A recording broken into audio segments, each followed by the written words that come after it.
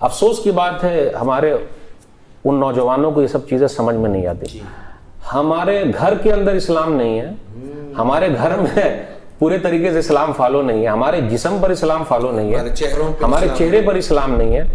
آپ بتا سکتے ہیں ایک گاؤں والے یا ایک گھر والے لکھ کے دیں کہ اسلام کا پورا طریقہ ہم پر لاگو ہوگا اور ہم برداشت کر لیں گے, ہم خوشی خوشی قبول کریں گے؟ آپ پوری دنیا میں ایک گاؤں بتا دیجیے آپ.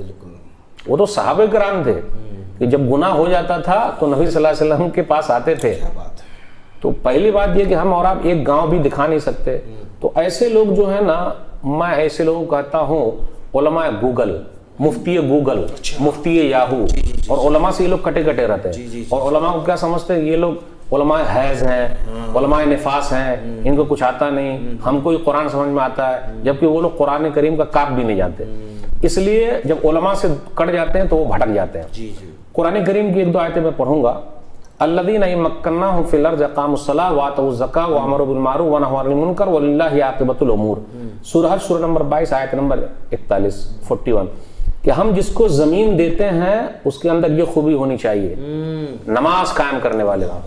یہاں نماز ایک وقت کی پڑھ ہی نہ رہے ہیں حکومت کے چکر میں, تو کیا کہا جائے. علماء سے جڑ کے رہتے تب صحیح رہنمائی ملتی. تو نماز قائم کرنے والے. نمبر 2 زکوٰۃ ادا کرنے والے. نمبر 3 بھلائی کا حکم دینے والے. نمبر 4 برائیوں سے روکنے والے. ایسے لوگوں کو ہم زمین دیں گے. وَزَادَهُ بَسْطَةً فِي الْعِلْمِ وَالْجِسْمِ سورہ بقرہ آیت نمبر 247 کہ ہم نے جس کو کمانڈر بنایا وہ علم میں بھی آگے ہے اور جسم میں بھی آگے ہے. کیا بات ہے. طالوت کو کمانڈر بنایا گیا تھا. ایک آیت اور ہے سورہ نور سورہ نمبر 24 آیت نمبر 55 وعد اللہ الذین آمنوا منکم وعملوا الصالحات لیستخلفنہم فی الارض کما استخلف الذین من قبلہم وليمکنن لهم دینہم الذی ارتضی لهم وليبدلنہم من بعد خوفہم امنا یعبدوننی لا یشرکون بی شیئا. کیا بات ہے. یہی خلاصہ ہے. اللہ نے وعدہ کر رکھا ہے ان لوگوں سے, تم میں سے جو ایمان والے ہیں اور نیک عمل والے ہیں. جس طرح ہم نے ان کو زمین میں خلافت دی تھی تمہیں بھی دیں گے, بشرطے کہ ایمان اور عمل صالح ہو. ایمان اور عمل صالح. ماشاءاللہ ماشاءاللہ. ہم مسلمانوں کا مقصد ایمان اور عمل صالح ہے, یہی اصل ہے. اس کے بدلے میں اللہ برکت میں حکومت دیتا ہے.